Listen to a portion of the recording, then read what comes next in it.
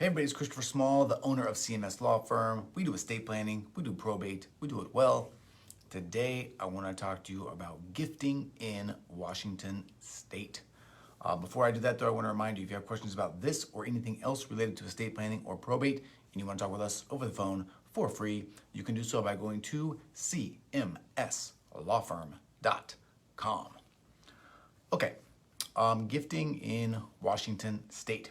So this topic comes from a client email that I received today, and there was some conflicting advice given to him by some CPAs.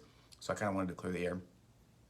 This client was actually asking about a parent. Okay, so a parent has some assets. These assets are over the Washington State estate tax threshold, which is $2.193 million on today's date, July 5, 2021. And their financial advisor, I think, had recommended that the parents do some gifting to reduce the amount of their estate to down at least around the estate tax threshold so that they don't have to pay any estate taxes when they die. And they were originally concerned because they thought if they gave over $15,000 in any given year that they would have to pay taxes on that. And then they also were concerned that if they gifted any money, that money would directly reduce the amount of the Washington State estate tax exemption. So for example, if the estate tax exemption is at $2.193 million, which it is, and you gave $1 million to someone, your your new estate tax exemption would be $1.193 million. And so I wanted to sort of clear the air on all of this. So to begin with, there are really two sort of estate taxes that you need to be concerned with. There's a federal estate tax. The federal estate tax is $11.7 million. Piggybacking along with that is a gift tax exemption of $11.7 million, okay, federally. And there is also an annual gift exemption amount of $15,000, okay? So the way that this works is you can give $15,000 to as many people as you want every year, and you don't have to file any sort of a tax return to reflect that, okay? 10 different people, 15 G's, it all goes to them, you file nothing, okay? On the moment that you go over $15,000 though for any specific person, you have to file a federal gift tax return, okay?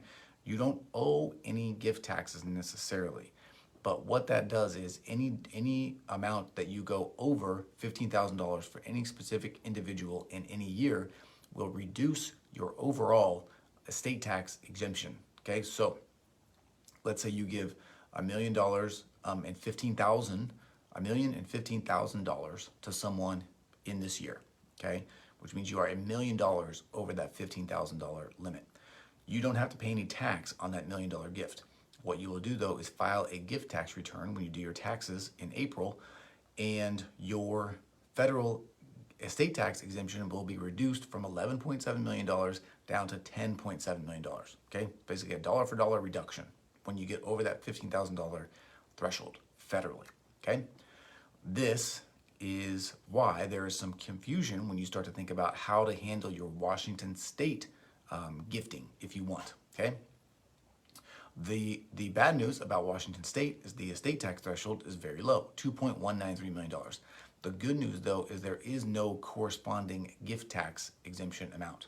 What that means is you can literally just give as much money as you want at any point in time. You're not going to pay any Washington State gift tax on that, and you don't have to file any forms. You're not going to reduce your Washington State estate tax exemption amount by the amount that you give, okay? There just is there's no correlation there like there is federally. So in our example, if you gave $1 million to one person in a given year, your Washington State estate tax exemption would remain at $2.193 million.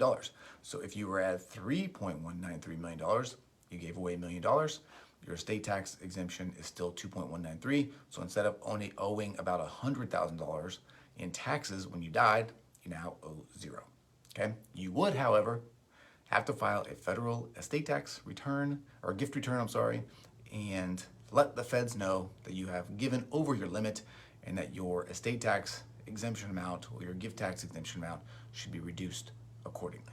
Hopefully that makes sense.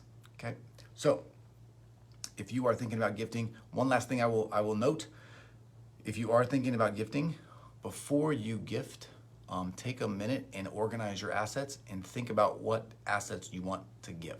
Okay, the assets that have a low tax basis, you may want to hold on to, because when you die, you will get a step up in tax basis. So you may just want to give cash, which has no tax basis, basically.